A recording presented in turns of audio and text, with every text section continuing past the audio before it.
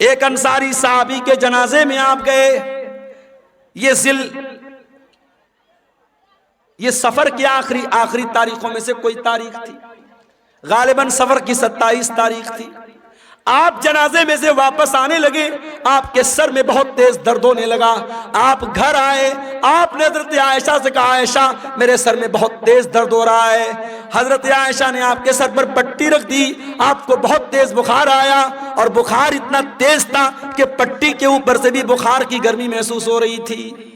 یہ بدھ کا دن تھا، یہ بدھ کا دن تھا، اور سفر کی آخری تاریخوں میں سے کوئی تاریخ تھی. یہی سے اللہ کے نبی کی بیماری کا آغاز ہوا. اللہ کے پیارے نبی کو خیبر کے موقع پر ایک یہودی عورت نے گوشت میں زہر ملا کر کے کھلایا تھا.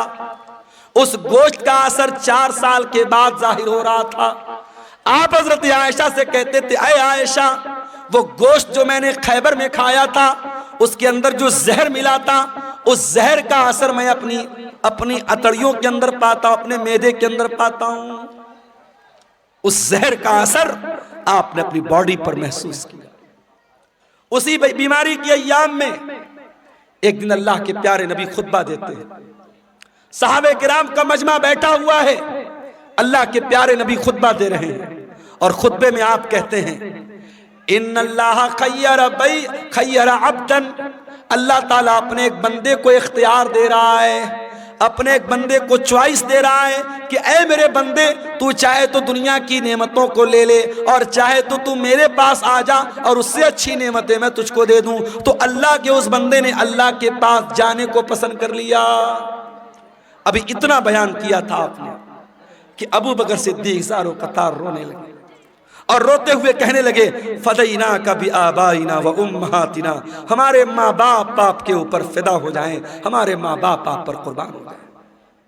ابو سعید خدری کہتے ہیں ہمیں بڑی حیرت ہوئی کہ اللہ کے پیارے نبی تو ایک کامن بات بتا رہے، ایک عام بات بتا رہے ہیں، اس میں رونے کی کیا بات ہے؟ یہ ابو بکر کیوں رو رہے ہیں، اور روتے روتے یہ کیوں کہہ رہے ہیں کہ ہمارے ماں باپ آپ کے اوپر قربان ہو جائیں؟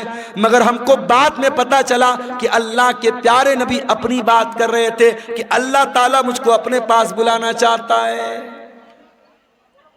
اسی خطبے میں آپ نے کہا اے لوگو کان کھول کر کے سن لو، میرے اوپر سب سے زیادہ اگر کسی کا احسان ہے، اس کے مال کا، اس کے ٹائم کا سب سے زیادہ اگر کسی نے احسان کیا ہے، ابو بکر صدیق نے کیا ہے. او لوگو اگر میں دنیا میں کسی کو خلیل بناتا، ابو بکر کو خلیل بناتا، مگر میں اللہ کا خلیل ہوں، اللہ نے مجھے اپنا خلیل بنایا ہے. اے لوگو مسجد میں جتنے لوگوں کے دروازے کھڑکیاں ہیں سب بند کر دیے جائیں سوائے ابو بکر کے گھر کے دروازے کے. ابو بکر کا جو دروازہ مسجد میں کھلتا ہے اس کو بند نہ کیا جائے، وہ دروازہ اوپن رہے گا، وہ دروازہ کھلا رہے گا. یہ نبی کے آخری دنوں کی بات ہے. میرے بھائی سوموار کے دن آپ کا انتقال ہوا، بدھ کا دن آیا. بدھ کے دن آپ نے صحابہ سے کہا کہ 7 الگ الگ کنویں کا پانی لایا جائے. 7 الگ الگ کنویں کا پانی لایا گیا. اللہ کے پیارے نبی نے غسل فرمایا. غسل کرنے کے بعد آپ نے اپنے سر کے اوپر پٹی باندھی اور آپ مسجد میں آئے اور منبر پر چڑھے اور آپ نے خطبہ دیا. اور اسی خطبے میں آپ نے فرمایا کہ او لوگو میرے انصاری صحابہ، میرے انصار صحابہ کے ساتھ تم کبھی غلط سلوک مت کرنا. انہم کرشی و عیبتی، یہ میرے بڑے خاص لوگ ہیں، انہوں نے بڑی قربانیاں دی ہیں. اگر کبھی تم امیر بن جانا، مسلمانوں کے ذمہ دار بن جانا، تو انصار صحابہ کرام کے ساتھ اچھا سلوک کرنا. وہ اگر بھلائی کریں ان کی بھلائی کو قبول کر لینا، اگر ان سے غلطی ہو جائے تو درگزر کر دینا، معاف کر دینا. جمعرات کا دن آیا، نبی نے ظہر پڑھائی، نبی نے عصر پڑھائی، نبی نے مغرب پڑھائی، اور مغرب کی نماز میں آپ نے سورۃ المرسلات کی تلاوت کی.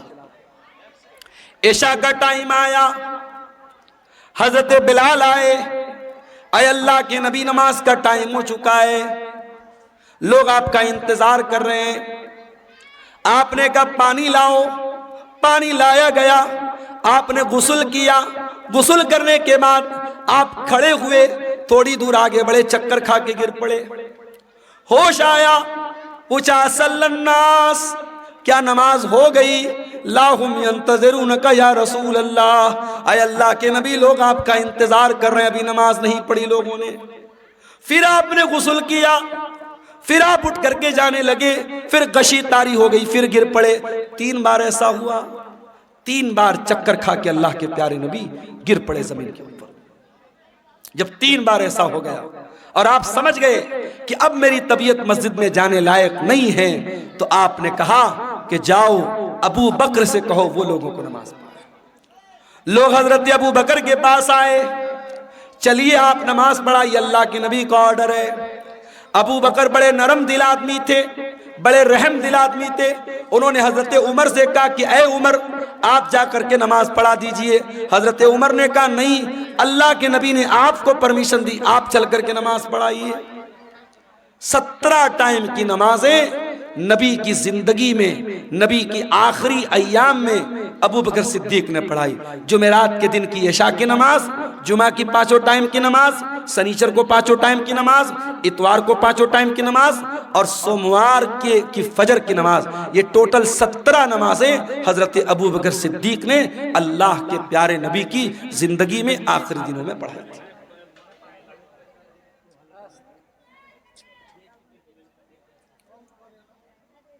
سنیچر کا دن آیا، نبی کی وفات کے 2 دن پہلے، سنیچر کا دن۔ نبی بہت بے چین ہے، اتنے بے چین ہے کبھی چادر اوڑھ لیتے ہیں، کبھی چادر پھینک دیتے ہیں، بے چینی آپ کے اوپر طاری ہے۔ اس بے چینی کے عالم میں نبی نے فرمایا لعنت اللہ علی الیہود والنصارى، اللہ کی لعنت ہو یہودیوں کے اوپر اور عیسائیوں کے اوپر، اللہ کی لعنت ہو یہود و نصارہ کے اوپر۔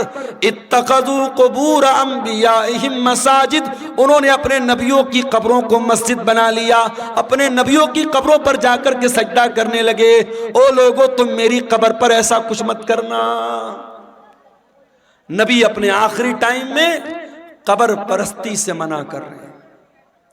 جس نبی نے اپنی وفات سے 2 دن پہلے اپنی امت کو شرک سے روکا ہے اور قبر پرستی سے روکا ہے، آج سیمانچل کو چھوڑ دیجئے، سیمانچل الحمدللہ اس برائی سے بہت حد تک پاک ہے۔ آپ بہار کے اور علاقوں میں چلے جائیے، آپ جھارکھنڈ کے علاقوں میں چلے جائیے، آپ بارسوئی چلے جائیے، آپ کلکتہ چلے جائیے، آپ بہار کے سہرسام میں چلے جائیے۔ ایسے ایسے علاقے ہیں میرے بھائی جہاں ہر محلے میں کوئی مزار ہے، کوئی قبر ہے، جہاں سجدے ہو رہے ہیں، جہاں مرادیں مانگی جا رہی ہیں، جہاں بگڑی بننے کا دعویٰ کیا جا رہا ہے۔ نبی نے اپنی امت کو بت پرستی سے منع کیا تھا، آج نبی کے ماننے والے، نبی کے امتی جگہ جگہ قبروں کی پوجا کر رہے ہیں اور قبر کی عبادت کر رہے ہیں۔ اسی سنیچر کے دن اللہ کے پیارے نبی نے اپنے صحابہ سے کہا کہ کوئی قلم لے آؤ، کاغذ لے آؤ، میں کوئی تحریر لکھ کے دے دیتا ہوں تاکہ تم میرے بعد گمراہ مت ہو جانا۔ اب جب نبی نے یہ بات کہی کہ قلم لے آؤ، کاغذ لے آؤ، میں کچھ لکھ دیتا ہوں، تو اب صحابہ کرام میں آپس میں اختلاف ہو گیا۔ کچھ صحابہ نے کہا کہ نبی کی حالت بہت کمزور ہے، آپ کی سچویشن بہت کمزور ہے، بیمار ہیں آپ کو ابھی یہ تکلیف دینے کی ضرورت نہیں ہے، ہمارے پاس قرآن ہے، اللہ کے نبی کی حدیث ہے، وہ کافی ہے، ہمیں کسی اور تحریر کی ضرورت نہیں ہے۔ کچھ لوگوں نے کہا جب اللہ کے نبی خود کہہ رہے ہیں کہ قلم لے آؤ، کاغذ لے آؤ، میں لکھ دیتا ہوں تو لے آؤ۔ اس بات پر آپس میں جھگڑا ہونے لگا، بحث ہونے لگی، اور جب بحث ہونے لگی اللہ کے نبی نے کہا چلے جاؤ یہاں سے۔ نبی نے سب کو وہاں سے ہٹا دیا۔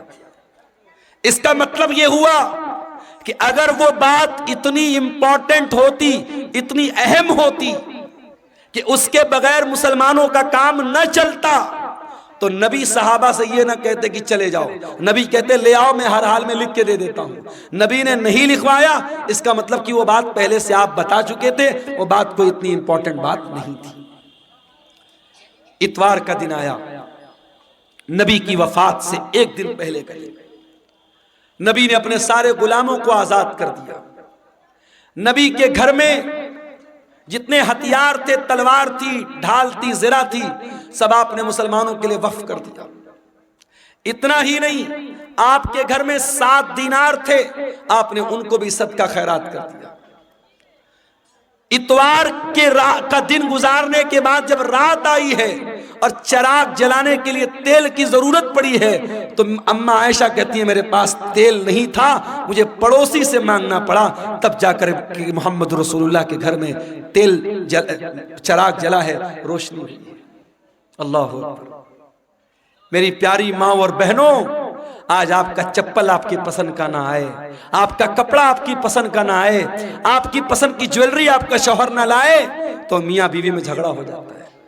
بیوی کہہ دیتی ہے ارے جائیے، آپ کے ساتھ تو شادی کر کے میں پھنس گئی، شادی کر کے پھنس گئی آپ کے ساتھ، آپ تو کبھی میری پسند کا سامان نہیں لاتے ہیں. آج شوہر اپنا دل اور کلیجہ نکال کے رکھ دے تب بھی بیوی خوش نہیں ہونے والی. وہ ایک لطیفہ ہے نا کہ ایک مولوی صاحب تھے، بہت اچھی تقریر کرتے تھے، بہت پبلک ان کی بڑی عزت کرتی تھی، بڑا لوگ احترام کرتے تھے، اور گھر میں جو ان کی گھر والی تھی وہ ان کی عزت ہی نہیں کرتی تھی، ان کو مانتی نہیں تھی. تو ایک دن ان کی گھر والی نے کہا ارے سنتے ہو، رات میں نے خواب دیکھا ایک بزرگ ہوا میں اڑ رہے ہیں، ایک بزرگ کو دیکھا میں نے کہ ہوا میں اڑ رہے ہیں، میں تو دیکھ کے بڑی اچنبھت ہو گئی، حیران ہو گئی. تو مولوی صاحب نے کہا کہ ارے پاگل، وہ بزرگ میں تھا جس کو تم نے ہوا میں اڑتے ہوئے دیکھا تھا. کہا اچھا آپ تھے، اسی لیے تھوڑا ٹیڑھا ٹیڑھا اڑ رہے تھے، سیدھا نہیں اڑ رہے تھے. تو بیوی کبھی شوہر کی تعریف کرنے کو تیار نہیں ہوتی ہے، یہ مزاج ہوتا ہے میرے بھائیوں بیویوں کا. لیکن آپ دیکھیے نبی کی بیویوں نے کیسی زندگی گزاری.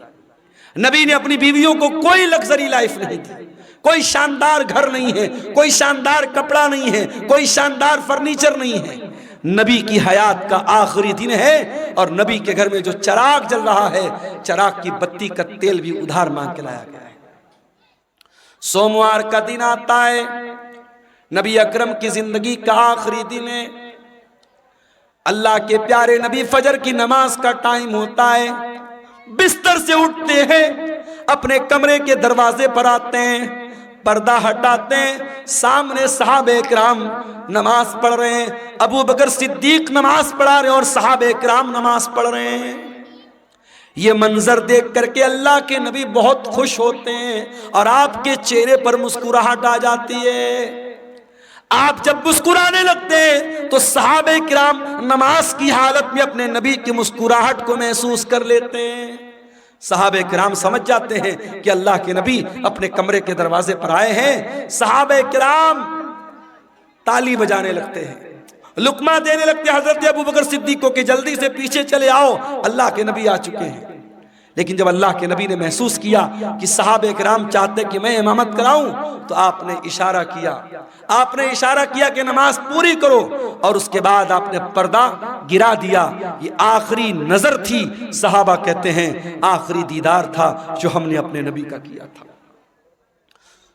فجر کا ٹائم ختم ہوا، چاشت کا ٹائم شروع ہوا، سورج آسمان کی طرف بلند ہونے لگا. جیسے جیسے سورج بلند ہو رہا ہے چاشت کا ٹائم ہو رہا ہے، محمد رسول اللہ کی تکلیف بڑھ رہی ہے میرے بھائی. آپ نے اپنی بیٹی حضرت فاطمہ کو بلوایا. حضرت فاطمہ نے آ کر کے اپنے باپ کو تکلیف میں دیکھا، فرمایا واہ کربا ابتا، ہائے میرے ابا جان کی تکلیف. آپ نے فرمایا لیسا علی ابی کی کربن بعد الیوم، اے میری بیٹی فاطمہ آج کے بعد تیرے باپ کے اوپر کوئی تکلیف آنے والی نہیں ہے، آج تیرے باپ کی زندگی کا آخری دن ہے. احساس ہو گیا تھا کہ آج آخری دن ہے. پھر آپ نے حضرت فاطمہ کے کان میں کہا اے فاطمہ میں بہت جلد دنیا سے جانے والا ہوں، میں چھوڑ کر کے تم کو دنیا سے جانے والا ہوں، تیرا باپ تجھ سے جدا ہونے والا ہے. یہ سن کر کے حضرت فاطمہ کی آنکھوں سے آنسو آ گئے. پھر آپ نے ان کے کان میں فرمایا اے فاطمہ میرے اہل بیت میں، میرے گھر والوں میں سب سے پہلے تم مجھ سے ملو گی، تمہارا انتقال سب سے پہلے ہوگا، اور اے فاطمہ تم تمام جنتی عورتوں کی سردار بنو گی. جب حضرت فاطمہ نے یہ سنا ان کے چہرے پر مسکراہٹ آ گئی۔ آپ نے حسن و حسین کو بلایا، ان کی پیشانی کو چوما اور لوگوں سے کہا کہ میرے یہ نواسے ہیں، ان کا خیال کرنا، ان کے حقوق کا خیال کرنا، ان کے ساتھ کوئی ظلم نہ ہونے پائے۔ پھر آپ نے اپنی بیویوں کو بلوایا، تمام بیویاں اکٹھا ہو گئیں، آپ نے ان کو واضح و نصیحت کی، ان کو سمجھایا، ان کو اچھی اچھی باتیں بتائیں۔ اس کے بعد آپ نے یہ بھی فرمایا، دو چیزوں کی آپ نے وصیت کی۔ اس بے چینی کی عالم میں جب آپ کی زبان سے الفاظ بھی صحیح طریقے سے نہیں نکل لیتے، آپ نے فرمایا الصلاۃ الصلاۃ وما ملکت ایمانکم، او لوگو نماز کی پابندی کرتے رہنا، نماز کا خیال کرتے رہنا، اور اپنے غلاموں کا، اپنے نوکروں کا، اپنے ماتحتوں کا خیال کرنا۔ نماز کی پابندی کرنا اور اپنے انڈر میں کام کرنے والے اپنے نوکروں، اپنے خادموں کا خاص خیال رکھنا۔